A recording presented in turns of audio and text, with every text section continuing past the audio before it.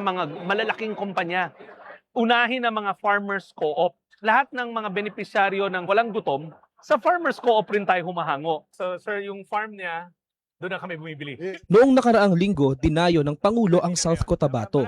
Kanyang ininspeksyon ang pagsasanib puwersa ng Department of Agriculture at Department of Social Welfare and Development para tiyaking mula bukid ay diretso na ang ani sa DSWD. Na-conceptualize ng ating Pangulo, mabawasan yung layers, lumaki ang kita for both the farmers and mas baba din ang gastos for the consumers.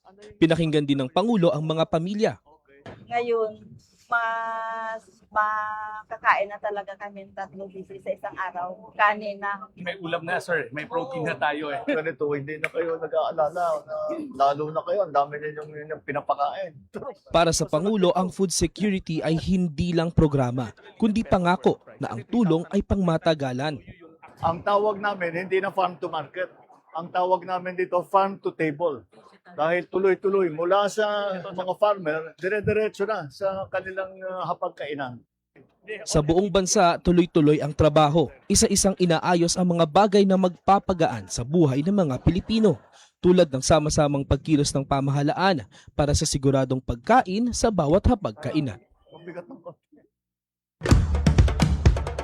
Ito ang Presidential Broadcast Service Radyo Pilipinas. Radyo Publiko ng Bagong Pilipinas para sa Bagong Pilipino. Naghahatid ng mahahalagang balita at impormasyon na guugnay ng pamahalaan sa sambayanan. Tulay sa himpapawid ng serbisyo publiko. Radyo Pilipinas. Radyo Publiko. Ang boses ng Pangulo.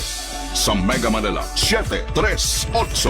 Radyo Pilipinas. Radyo Publiko.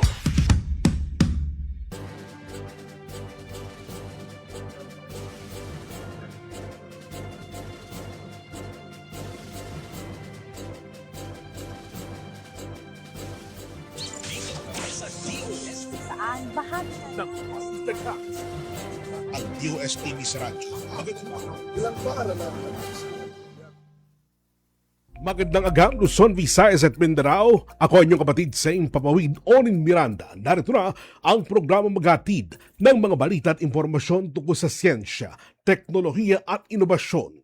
Kokonekta sa bawat Pilipino sa anumang sulok ng mundo. Dala ang mga programa at proyekto ng Department of Science and Technology at sa ngalan po ni DOST Secretary Dr. Renato U. Siludum Jr., ako si Napoleon Juanillo Jr. at ito ang Radyo Siyensya sa DOST Konektado Ka. Magandang agam po, Asik Nap.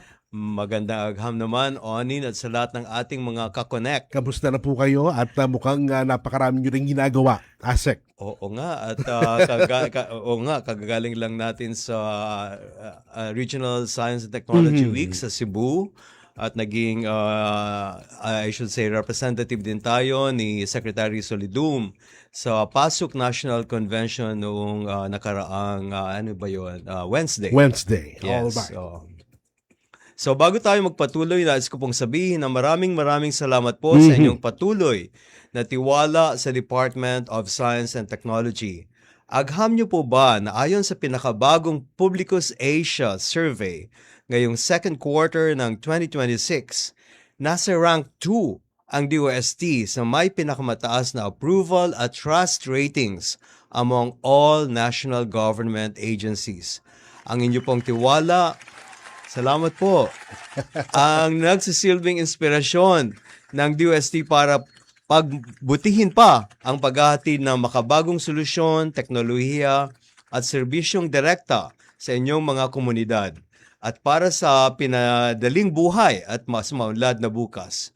Patuloy po ang pag-arangkada ng agham at teknolohiya para po sa sinasabi nating agham na ramdam, Onin. Tama po, Asek. At talagang ramdam na ramdam talaga ang agam, lalo na dito sa ating programa, DOST. At para lahat tayo makakonek, oras na para pakinggan ang mga nanggaganapan sa DOST sa linggo ng daan na pinangunahan po ng ating SNT Authority ng bansa, DOST Secretary Renato U. Siludum Jr.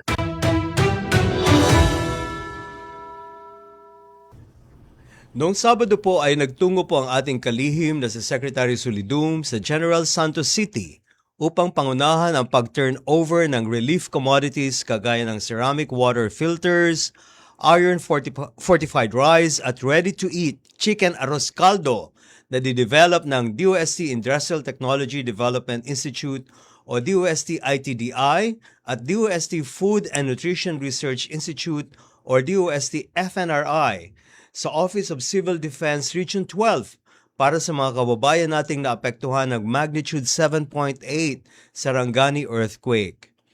Nitong nagdaang linggo naman po ay pinangunahan ni Secretary Solidum ang selebrasyon ng Regional Science, Technology and Innovation Week sa Region 7 at Region 8. Dinaluhan po ng DOST noong Miyerkules ang 2026 Philippine Association of State Universities and Colleges Annual Convention and General Assembly at tayo ay pinadala ng kalihim upang iparating ang kanyang mensahe. Ayan. Maraming salamat po, Aseknam, at talagang yan po ang naging kabuuan ng activity po ni Secretary Solidum Jr. Pero nitong Sabado po ang kanyang pinangunahan ang pag-turnover ng relief commodities kagaya ng ceramic water filters, iron fortified rice at iba pa. Talagang pinagbuhusan po ito ng panahon at oras ni Secretary Solidum. Tama, Oning. And anyway, mga kaibigan, na aming pagbati naman sa Region 7 at 8 sa kanilang celebration ng Regional Science, Technology and Innovation Week. Samantalang narito na ang iba pang balita agam. Ito ang DOST Report.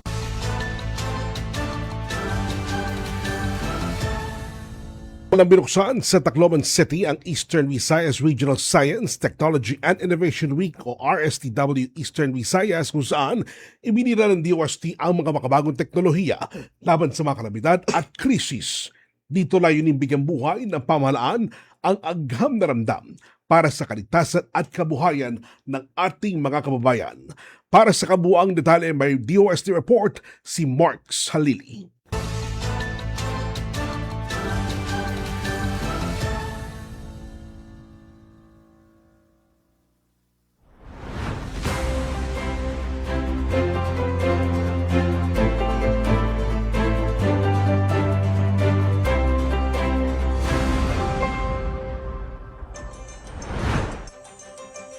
Sa pagbubukas ng Eastern Visayas Regional Science, Technology and Innovation Week sa Tacloban City, ibinida ng DOST ang mga technologies na makatutulong sa paghahanda sa mga natural hazards and crises, gaya na lamang ng MOCOV o Mobile Command and Control Vehicle. Bahagi rin ng programa ang pag-turnover ng MOCOV sa bayan ng Biliran at Katarman. If there is one definitive lesson we have learned as a nation, it is this: resilience is not built during a disaster. It is built through science, technology, and innovation, and the deliberate choices we make today. This is the very reason we gather for the 2026 Regional Science, Technology, and Innovation Week under the theme Siyensya, Teknolohiya at Inobasyon, kabalikat sa matatag, maginhawa at panatag na kinabukasan.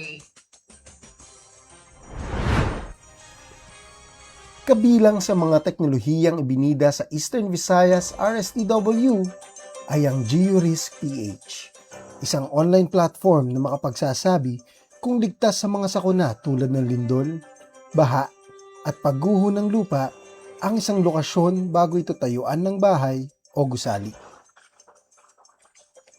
Ang Panahon App mula sa DOST Pag-asa na nagpapadala ng mabilis at real-time na babala at ulat ng lagay ng panahon base sa inyong kasalukuyang lokasyon.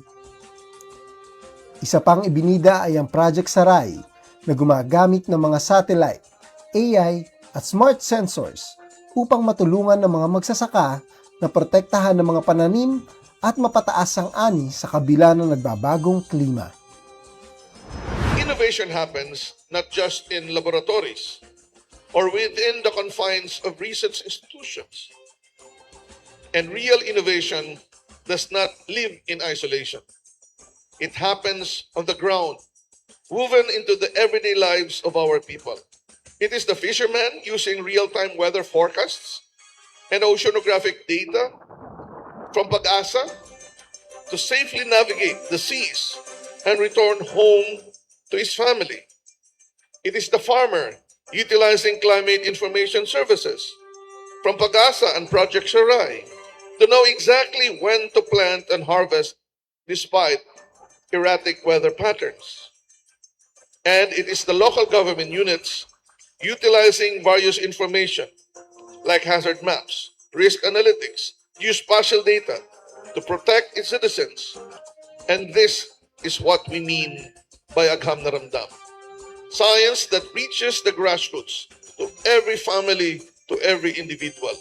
Technology that creates opportunities. Innovation that dignifies human life.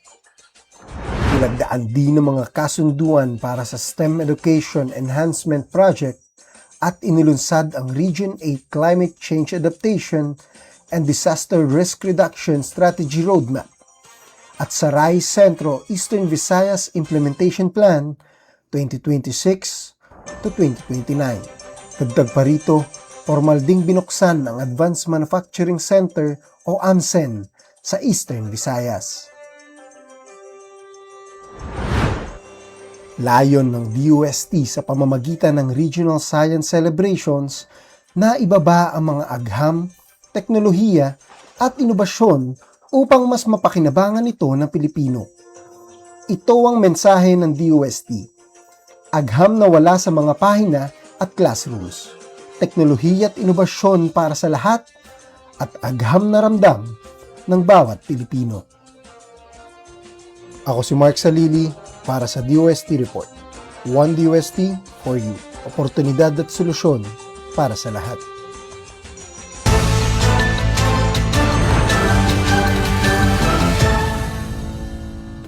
Opisyal nang nagsimula ang 2026 Regional Science, Technology and Innovation Week or RSTW 2026 na ginanap sa Waterfront Cebu City Hotel.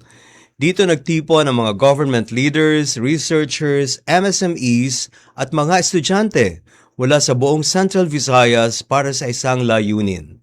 Yan ay para ipakita kung paano nga ba makakatulong ang science at innovation sa pagreresolba ng ating mga pang-araw-araw na problema, pagpapalakas ng lokal na negosyo at paglikha ng mas magandang oportunidad para sa komunidad. Para sa buong detalye, narito ang DOST Report ni Carl Jerome Del Mundo.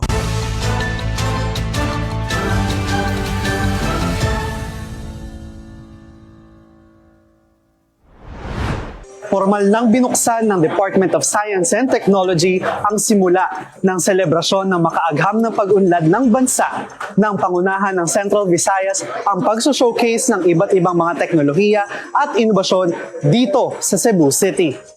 Itinuturing na simula ang Regional Science, Technology and Innovation Week ng Central Visayas sa taunang selebrasyon ng mga likhang Pinoy na nagpo-focus sa inklusibong pag-unlad gamit ang agham, teknolohiya at inobasyon. Gamit ang mga ito, binigyang diin ni DOST Secretary Renato U. Solidum Jr. na ipinakikita ng RSTW ng Central Visayas ang kakayanang bumuo ng teknolohiya para sa ating resources, industries at kapakanan ng tao. But at the same time, we must create the conditions for future generations to inherit a country that produces more of its own technologies, manages resources wisely, builds competitive industries, and protects people from avoidable risk. Bukod pa rito, ipinapamalas din umano ng Central Visayas na parte ng pagiging future-ready ng bansa ang mga teknolohiyang tampok sa RSCW ng rehiyon. Researchers willing to respond, institutions willing to collaborate, and local governments willing to use evidence, and young people ready to create. Kabilang sa mga ito ang isang agri-supply chain platform na Arc of Agriculture o ARCA. Sa ilalim ng Community Empowerment through Science and Technology program ng DOST, tinutulay nito ang mga farmer community sa mga consumers, food processors, exporters at merkado. By the way, I'm Neil Clyde-Co. I'm one of the co-founders of ARCA. So ARCA is an agri-tech platform that connects farmers, directly and consumers by providing an ecosystem of solutions that enables farming communities while creating sustainable livelihood. Yes, it provides livelihood and efficiency to our land. Using the technology and market-driven approach, our farmers and our land are more productive, and it creates wealth in our country, and it's part of a nation-building blueprint for our economy. So, by the way, ARCA stands for Arc of Noah, but here is Arc of Agriculture. Kasama rin nito ang mga inobasyon ng iba't ibang institusyon dito sa Central Visayas, gaya ng AI development ng Cebu Institute of Technology University at ICT Solutions on Infrastructure ng CVSNet. Mayroon ding iba pang mga interactive exhibits na hatid ng iba-ibang ahensya ng DOST. Isa pa lamang ang RSCW Central Visayas sa mga selebrasyon ng Science, Technology and Innovation Week ngayong taon. Kaya abangan ng iba pa sa bawat rehiyon ng bansa sa mga susunod na linggo. Mula dito sa Cebu City, ako si Carl Jerome Del Mundo para sa DOST Report. One DOST for you, solutions and opportunities for all.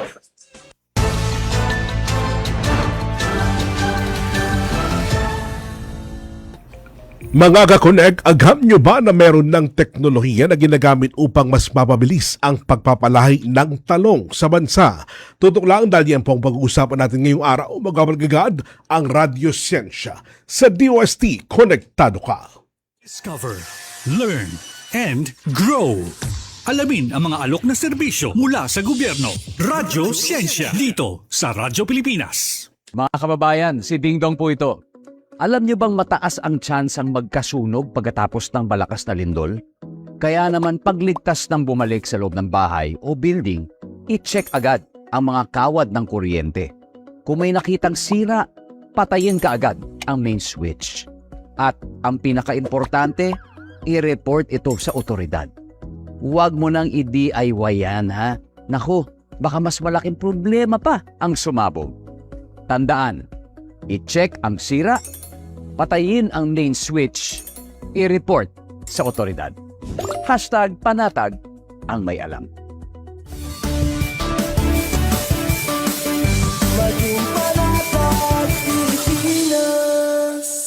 Radyo Siyensya sa DOST. Konektado ka dito sa Radyo Pilipinas. Nagbabalik po ang Radyo Siyensya. Ito na ang ating kwentong SNT.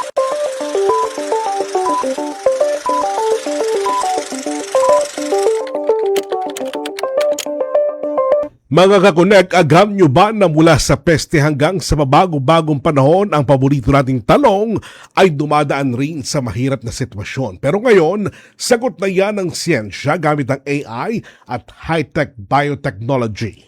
Tama yan, Onin. At para himayin ang proyektong magpapabilis sa pagde-develop ng matitibay na variety ng talong, kasama natin ang project leader mula sa DOST Picard na si Mr. John Albert M. Caraan.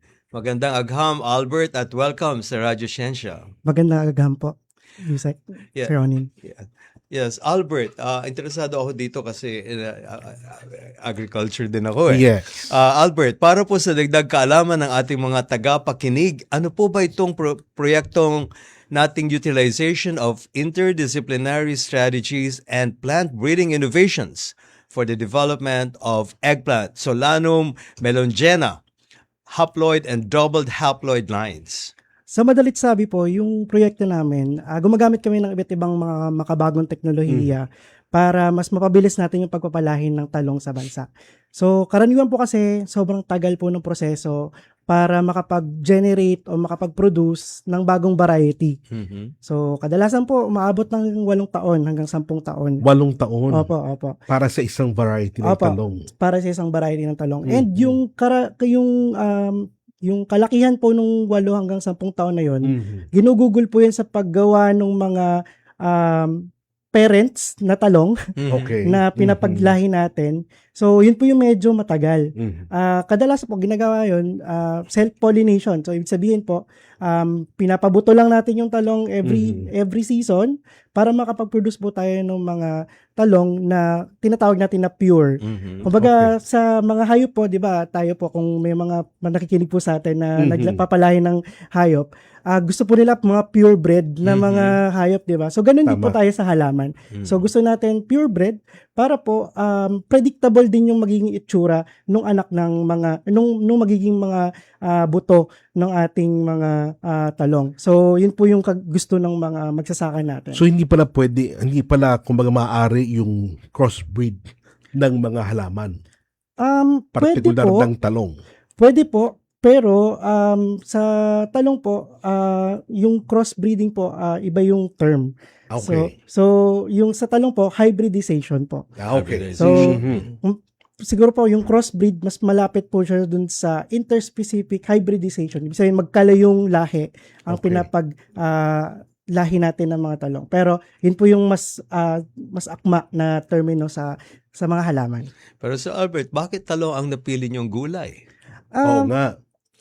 Sa totoo lang po, nung nagsimula po ako bilang research associate, unang trabaho ko po ay sa research ng talong. So, Okay. and then Naintindihan natin. Opo. Then later on po, naging graduate student po ako under that project ng DOST Picard. So, dun din po sa talong yung inaral ko. So, and then eventually, naging scholar po ako ng DOST Picard through the Graduate Research Education and Assistance for Technology Program. And yung naging project ko din po ay related sa talong. So, essentially po, parang build up din to nung mga nakarang experiences ko bilang research associate. Sa plant breeding ka rin. Apo. Ayun. Bakit nga ba napakalaga ng talong sa kusina at ekonomiya ng mga Pilipino? Hindi na po tayo lalayo, no? So, madami po siguro sa ating mga tagapakinig, siguro once a week nakakain ng mga potaheng may talong, no? Alam mo, paborito ng talong. Di ba? So, napaka-importante po nito sa dieta at saka sa mga masa kasi napaka-affordable po nito and lagyan mo lang ng konting rekado, ulam na siya, di ba? Tama. So, ito po yung isa sa mga pinaka-importanteng gulay sa Pilipinas. At ito po ay isang multi-billion industry. Talaga ba? Opo. Ang talong? Opo, sobrang mahalaga po ito sa industriya ng pagsasaka ng Pilipinas. So, ito po yung isa sa mga pinaka-importanteng gulay natin sa bansa. Alright. Okay. Sa traditional na paraan, gaano katagal at kahirap mag-develop ng isang bagong variety ng talong? Kagaya po ng nabanggit ko kanina, so umaabot po siya ng hanggang 10 taon, depende sa panahon at saka sa kakayahan ng isang breeding institution. Kasi kung hindi po kaya ng isang breeding institution na pabuto ng ilang beses sa isang taon, talaga pong mag-extend yung pagpapalahi ng talong. So, medyo matagal po siya. Pero sa pribadong sektor po, mas marami silang paraan na mapabilis yung pagpapalahi ng talong. So, yun po, mas mapapabilis po siguro. Pero in terms of the public sector breeding program po sa talong, medyo dun po tayo nagsastruggle kasi hindi po tayo masyadong nakakasabay sa pagbabago ng panahon ngayon. By the way, sa UPIPB, maliban sa UPIPB, ano pa bang ibang mga SUCs na merong ganitong klaseng proyekto? Sa tingin ko po, marami pong iba't ibang SUCs yung nagwo-work sa talong. Siguro, Pangasinan po, siguro meron din silang program. Or dito. CLSU din? Opo, CLSU. Di ko lang po sigurado yung exacto. Pero sigurado po din ako, meron din po yung mga Bureau of Plant Industry natin na mga research station sa iba't ibang bansa. Pero sa meron iba't ibang part ng bansa. Pero meron bang mga private company na gumagawa ng pag-aaral sa mga talong? Yes po. Actually, sa katunayan po, yung mga variety na meron tayo ngayon sa merkado, karamihan po nito ay dinevelop ng private sector. Ayun. Opo. Alright. Kaya pala talagang napakadaming pera na involved dito sa pag-aalaga ng talong. Ano-ano ba yung mga pangunahing peste at hamon ng climate change na sumisira sa pananim ng ating mga magsaka ngayon? Marami pong biotic at saka abiotic factors. So, biotic factors, ito po yung mga peste, tsaka mga sakit. So, pangunahin na po sa mga peste yung eggplant fruit and shoot borer. So, ito po yung uod na nakita natin paminsan-minsan nakakalusot sa mga binibili nating talong. In terms naman po sa mga abiotic o yung mga climactic na solidarin, no? Nandiyan po, syempre yung drought. Kasi yung talong po, mahilig po ito sa basa na lupa, no? So, kailangan po medyo bantayan natin yan. So, kailangan makapag-develop po tayo ng mga talong na kaya pong maka-withstand sa mga banta ng kalamidad, tsaka po ng mga Especially ngayon kasi El Nino. Oo, May tama. El Nino. Matanong ko lang, Albert, ang talong ba na may peste, let's say for example, may mga uod, pwede mo bang kainin yun? Pwede naman po.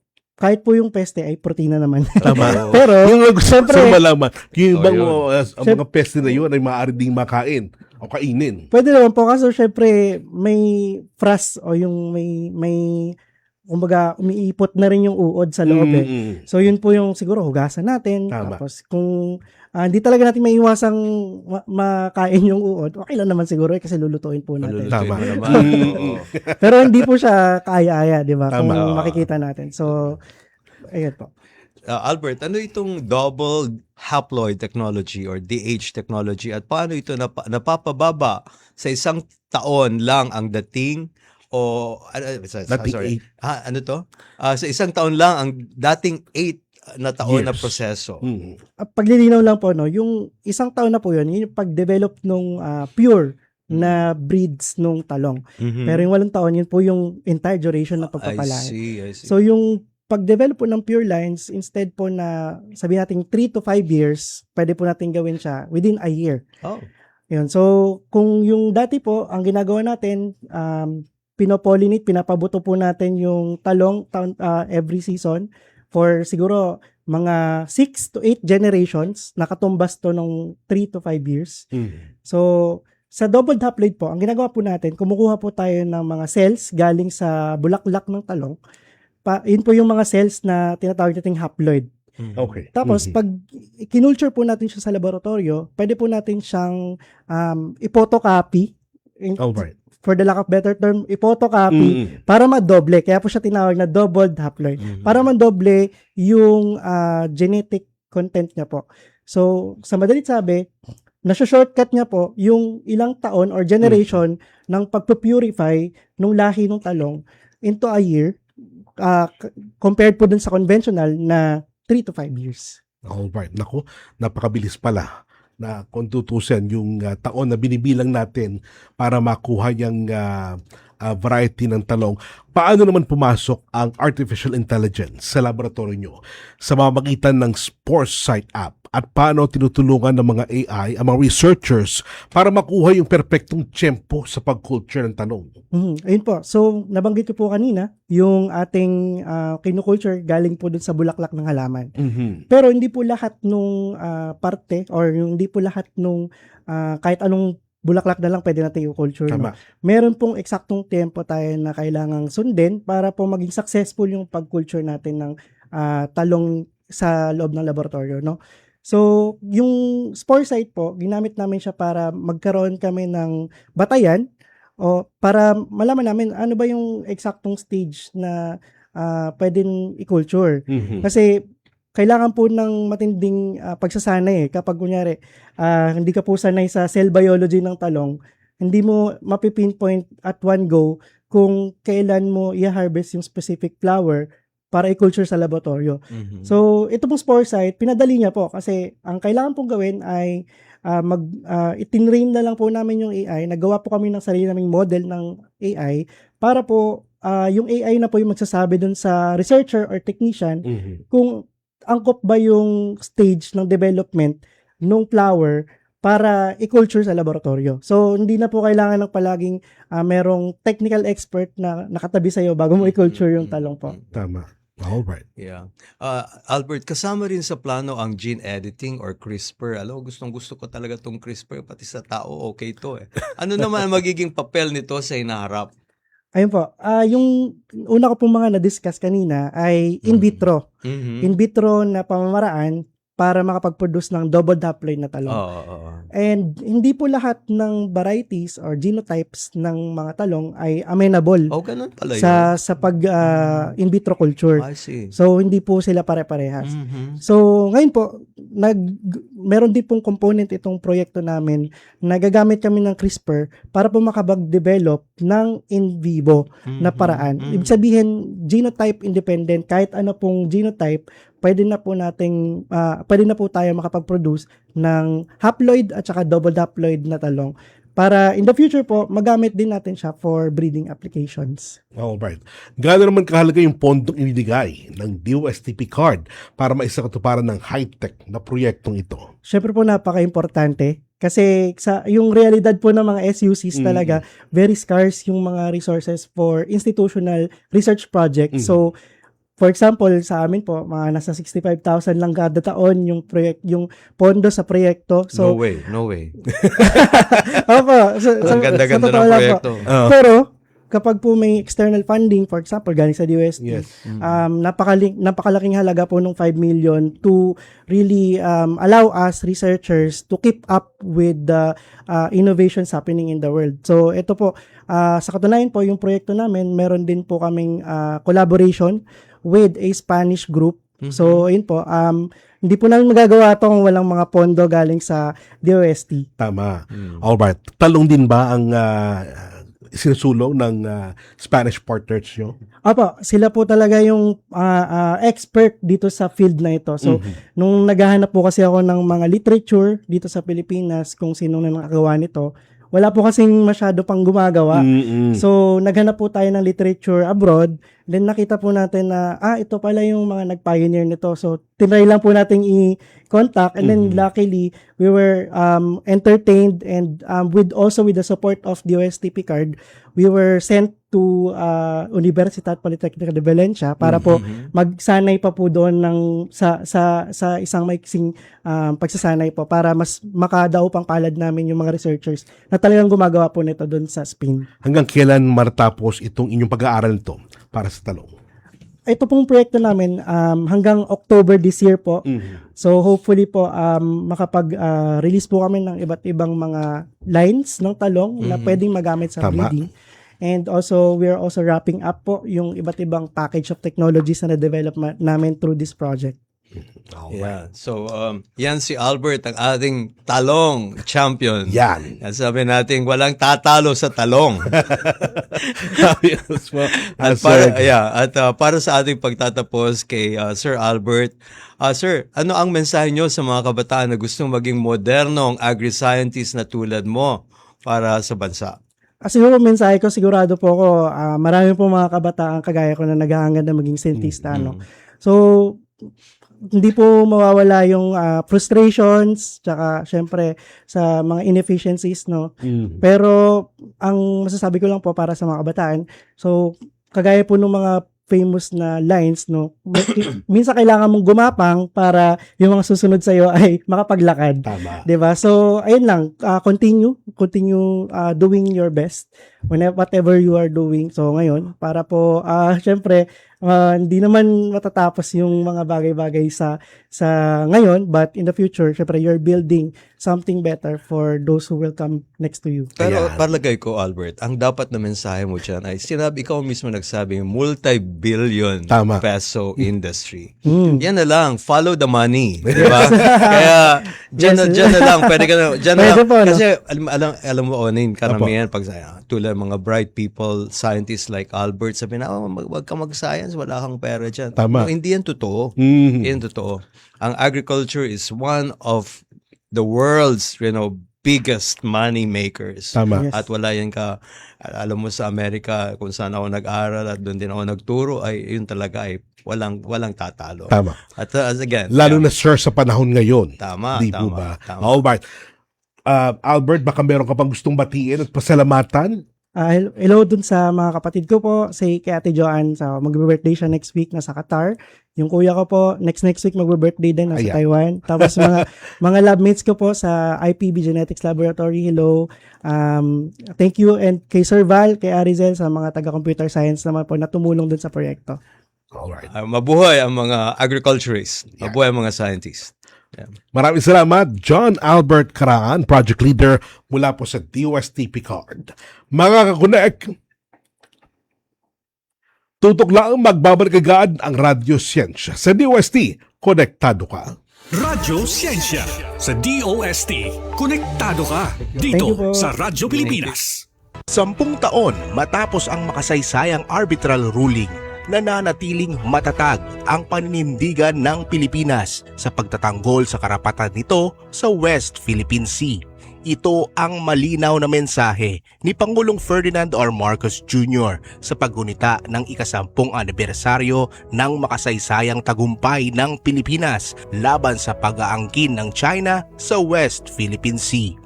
Matatandaan na noong July 12, 2016, pinaboran ng Permanent Court of Arbitration sa The Hague ang Pilipinas sa isinampang kaso nito laban sa China dahil sa pag-aangkin nito sa mga bahagi ng karagatan na sakop ng acting teritoryo. Sa naging desisyon ng Arbitral Tribunal, nakasaad na walang legal na batayan ang 9-dash line claim ng China sa malaking bahagi ng South China Sea. We stood before the world to assert a timeless, universal principle that disputes between nations must be resolved not through coercion, not through the threat or use of force, but through peaceful means and the rule of law.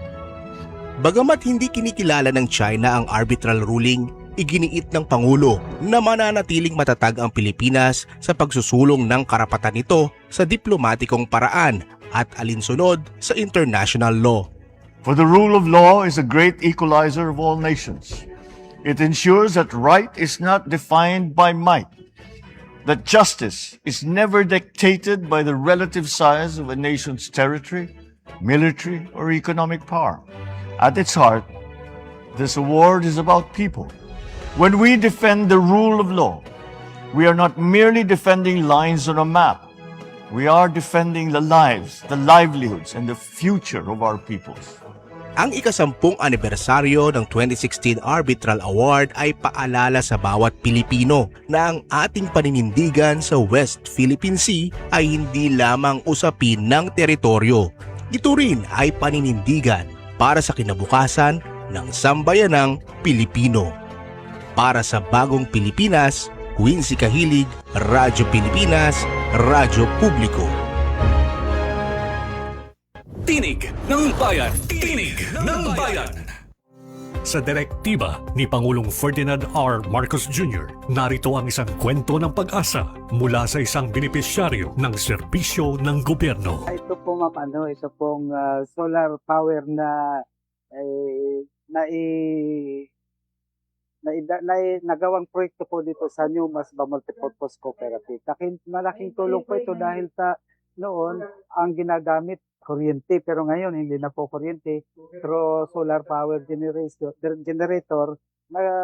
hindi na po nagbabayad ng kuryente kaya laking tulong po talaga sa mga magsasaka. Pamahalaan ninyo ay laging nandito at laging iniisip kung paano kayong tulungan, kung paano alalayan ang pang-araw-araw ninyo na buhay.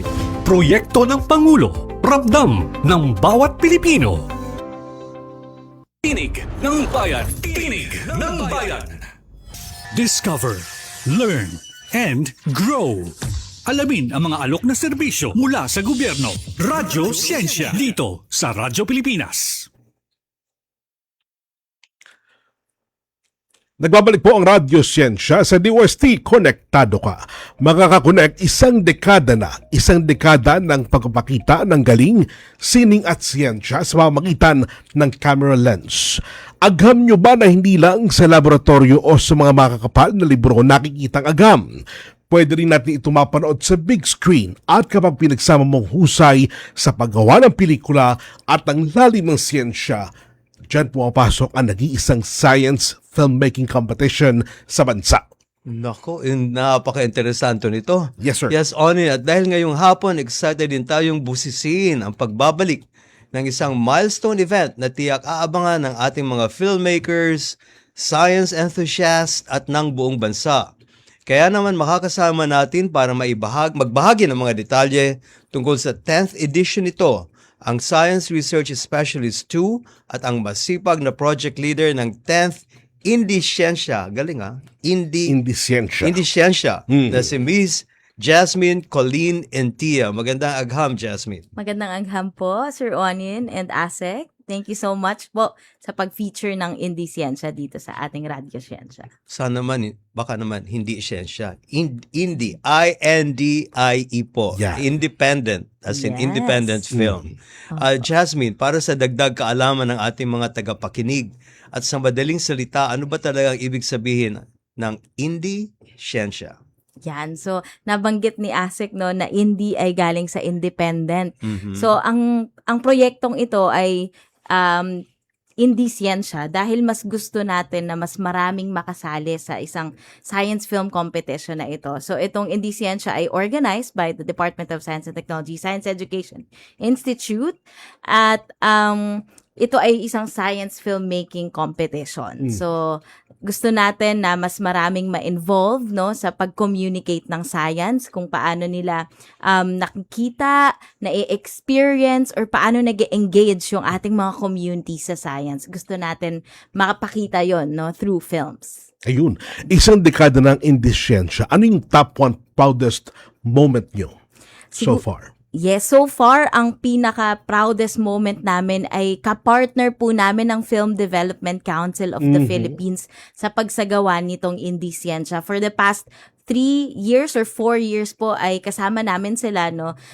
Proudest moment ito para sa amin dahil gusto natin mas lumawak yung reach ng mga science films natin dahil mas maraming matututunan ang mga communities, no, sa panonood lamang ng mga films. So we are very thankful sa aming partner na FDCP at sa patuloy nilang pagsuporta dito po sa ating programa. Ayun. Okay, bakit ito ang isa sa naging paraan natin at bakit nga ba mas madaling makipag-encourage ng audience ang pelikula kumpara sa textbook or scientific paper o ano pa man ng mga instrumentalities? Ano sa palagay mo, Jasmine? Hiramin ko po yung paliwanag ng aming isang board of judges dito sa Indie Siyensya. Galing po ito sa narrative paradigm theory ni Walter Fisher, no, na ang mga tao po ay natural storytellers. So mas madaling makarelate, maintindihan, maging bahagi ng isang siguro science knowledge kapag ito ay naging kwento. So mas magiging effective yung atin pong mga science kung naiintindihan, nalalaman at nagagamit po ito ng atin pong mga communities, no? Alright. Ngayong 10th edition, ang tema nyo ay Science Without Borders, Solutions and Opportunities for All. Bakit ito ang napili nyo para sa milestone year na ito? Sa 10 taon po ng Indie Siyensya, ang pinaka-heart or center po naman talaga ng paggawa ng science films ay ang mga tao. No, we want to communicate science to them para mas maintindihan nila ito, paano ito nag-e-exist sa kanilang mga communities, at paano sila pwede ring matulungan nitong ng science, no? So for the 10th year, ito ang highlight po natin, mas ine-explore natin yung relationship ng science at ng society. So through Science Without Borders, Solutions and Opportunities for All, ang heart nito ay ang mga tao, kung paano sila nag-engage sa science at kung paano nila maaring ginagamit ito or paano nabubuo din, no, yung mga solutions from the ground, no, sa pakikipag-usap, sa research, no, na ginagawa po ng ating mga scientists. Paano nagiging central yung mga tao doon sa kanila pong solutions. Katulad nung pinag-usapan natin kanina with Sir Albert, no, about sa talong. Tama. No, na itong solution po nila ay nagagamit ng kanilang community. So in mind si Sir Albert kanina, bago niya gawin yung solution, ay nandun na yung mga tao. So, itong kinds of stories na to, yung mga pwede nating i-feature dito sa 10th Indie Siyensya. Ayun. Sir, makasingit lang ng konti. Naalala ko lang po, merong ginawang parang isang documentary na nakita ko at nakasama ako. Pero hindi ako sumali, hindi ako kasama, hindi ako kalahok doon sa paggawa ng documentary na yun. Pero nakita ko lang ang paggawa. Panahon pa yon ng pandemya. At nakita ko siya, ang ginawa niyang proyekto ay trash-on. Ibig sabihin, yung basura at fashion pinagsama. At talagang sumali ito sa isang patimpalak sa DOST rin. I just forgot kung baka nga dito sa Indie Siyensya yung napasama. Pero nakasama naman siya sa kabuuan ng mga finalist na ginagawa. Pero kung sabihin, sir, talagang makikita mo ang siyensya na araw-araw lang pa na nandyan. Yes. Kumbaga, paggising mo sa umaga, may siyensya na. Kaya, imposibleng walang nalalaman at mahirap ang siyensya sapagkat andyan na siya lagi-lagi sa ating buhay. Tama po yun. Okay, great. Jasmine, pag-usapan natin syempre ang Yan, pinakamahalagang ang pinakamaganda. item, ang premyo. Tama po. Diba? Opo. Ano-ano po ba ang pwedeng mapanalunan ng mga kalahok rito? Totoo ba na may 200 million? Ay, sorry. 200,000 para sa best film? Yes, totoo po yan. Ang best film natin, dahil meron po tayong dalawang category. Meron tayong youth category para sa mga 18 years old and below and open category para sa 19 years old and above. Each of the category best film winners will win 200,000 pesos. Yan. So, and yung mga first place and then second place po, sa first place po natin ay magkakaroon naman ng 150,000 pesos and 100,000 naman dun sa third. Pero curious ako, paano yung mga kagamitan nila? Bahala na ba sila doon? Opo, yung kanila pong equipment na ginagamit sa filmmaking ay sila din po ang naghahanap, sila na din po yung bahala doon. And minsan, ang gamit nila ay phones, pero yung quality pa rin po ng mga films na ito ay Can they also use AI? Can they also use AI? Sa edition po na ito, nagkaroon tayo ng guidelines sa paggamit po ng AI. So, para po dun sa kabuang impormasyon sa paggamit ng AI ay pwede po nilang makita sa ating Facebook page ng DOST-SEI Indeciencia. Oo, kasi karamihan na rin yun kahit sa Hollywood. You know, it's Tama. both real actors and AI, etc. etc. Opo. Pero hindi pa nalilihis doon sa mensahe nila. Tama po. Bukod po sa pera, paano makatutulong ang DOST-SEI sa career ng mga mananalong filmmakers? So, after po ng Indeciencia, pag manalo po sila, ine-endorse din namin po sila sa isang International Science Film Festival. And siguro sa itong Indeciencia din ay isang platform for them to see kung ano pa yung mga careers na pwede po nilang i-pursue, no, pagdating po sa STEM. Kapag sa research nila for their film, nakamit sila ng isang microbiologist at naging interesado sila sa field na yon, ay yun po yung pinoprovide ng Indeciencia. Kung naging interesado sila, meron po tayong mga career guidebook, no, sa DOST-SEI. We have a career guidance book para po pwede nilang malaman, and then eventually they might be a DOST scholar kapag po sila i-pursue nila yung pagiging scientist, no? Mag-uusap tayo dyan mamaya, Jasmine. Gusto ko mag-audition. At para sa mga humahabol, kailan nga uli ang hard deadline ng submission ng entries at saan pwedeng ipadala ang mga entries at saan pwedeng basahin ang full mechanics? Okay, so ano po, no, malapit na yung ating deadline sa July 31. July 31, 2026 po ang ating deadline for submission of films. Pero meron pang mga konting panahon para mag-ideate at mag-shoot po ng kanilang mga film entries. At yung mechanics po natin ay makikita rin po sa ating DOST-SEI Facebook page. So punta lamang po sila doon, bumisita at nandun din yung mga other explanation natin tungkol sa tema natin ngayong 10th Indeciencia. Maisingit ko lamang, Jasmine, kasama nyo rito ang FDCP at ang OneFlix, tama, di ba? Opo.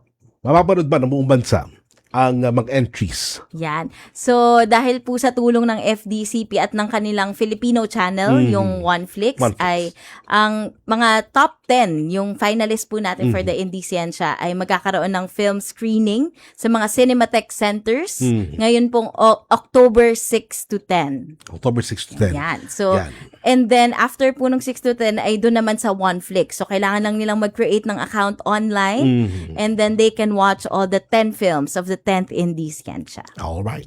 Maraming salamat, Miss Jasmine Colleen Entia, ang Science Research Specialist 2 from DOST-SEI at ang Project Leader ng 10th Indeciencia. Maraming salamat, Jasmine.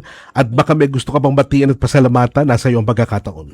Salamat po sa lahat na ng mga sumuporta sa ating programa po na ito na Indeciencia. Salamat din po sa ating partner, of course, ang FDCP. And inanyayahan ko po ulit ang bawat isa. Open itong Indeciencia para po lahat ng ating mga kababayan ay communicate ng science. So, sali na po tayo sa 10th Indisciencia. Maraming salamat, Jasmine. Hanggang sa susunod na pagkakataon.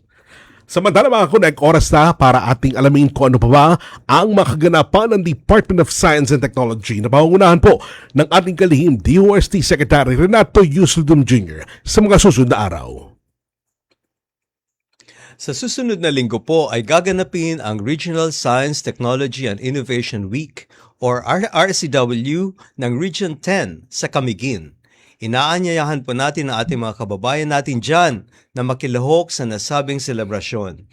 Kaya naman para sa karagdagang kaalaman, bisitahin lamang ang Facebook page ng DOST Region 10 at DOST Philippines. Maraming salamat po, DOST Secretary Renato Yusilidum Jr. Mga Connect, yan po ang naging kabuuan ng ating pong programa. Muli niyo po kami samahan sa susunod na Biyernes, alas 3 hanggang alas 4 ng hapon dito sa Radyo Pilipinas. Sabay hindi makapanood sa TV Plus Channel 3 at the For the Box Channels 45 to 49. Pansamantala nyo rin po kami mapakinggan sa 104.3 FM. Mapanood nyo kami live streaming sa Radyo Pilipinas at DOST TV social media pages. Muli po, ako inyong kapatid sa Imbaboyd, Oning Miranda. At mula sa Department of Science and Technology para sa Agham na Ramdam at sa ngalan po ni DOST Secretary Dr. Renato Yusilidum Jr., ako si Napoleon K. Juanillo Jr., patuloy na maghahatid ng kaalaman at serbisyo para sa bawat Pilipino. Ito ang Radyo Siyensya. Sa DOST, konektado ka. One DOST for you. Delivering science for the people, solutions and opportunities for all.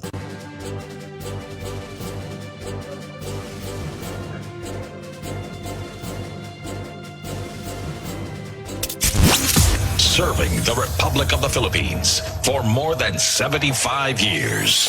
Ito po ang Presidential Broadcast Service. Sa Borongan, Radyo Pilipinas.